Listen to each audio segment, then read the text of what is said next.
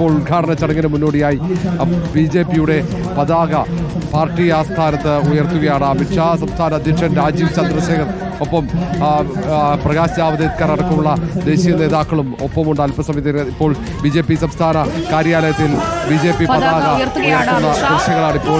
അതിന് തൊട്ടു പിന്നാലെ തന്നെ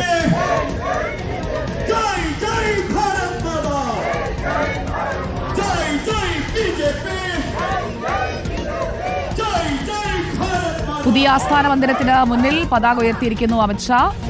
സംസ്ഥാന അധ്യക്ഷൻ രാജീവ് ചന്ദ്രശേഖർ അടക്കം ഒപ്പമുണ്ട്.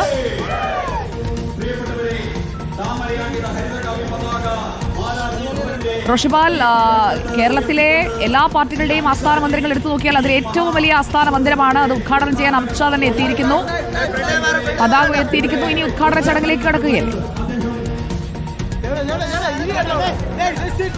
സുജയ്, ഇപ്പോൾ വൃക്ഷത്തൈ നടുകയാണ്. ഈ പതാകയ്ക്ക് തൊട്ടിപ്പുറത്ത് പതാക അത് സ്ഥിരം സ്ഥാപിച്ചതാണ്. അതിന് തൊട്ടിപ്പുറത്ത് തന്നെ വൃക്ഷത്തൈ നടുകയാണ് ആഭ്യന്തരമന്ത്രി അമിത്ഷാ. അതിനുശേഷമാണ് KG മാരാർ ഭവൻ BJPയുടെ സംസ്ഥാന ആസ്ഥാനം ഉദ്ഘാടനം ചെയ്യുക.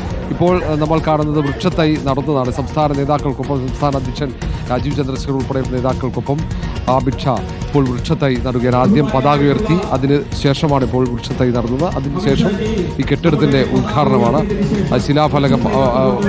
ശിലാഫലകം അവിടെ നാടവലിച്ച് ഉദ്ഘാടനം ചെയ്യും. അതിനുശേഷം പിന്നീട് ഓഫീസിനകത്തേക്ക് പ്രവേശിക്കുന്നുണ്ട്, വിളക്ക് തെളിയിക്കുന്നുണ്ട്.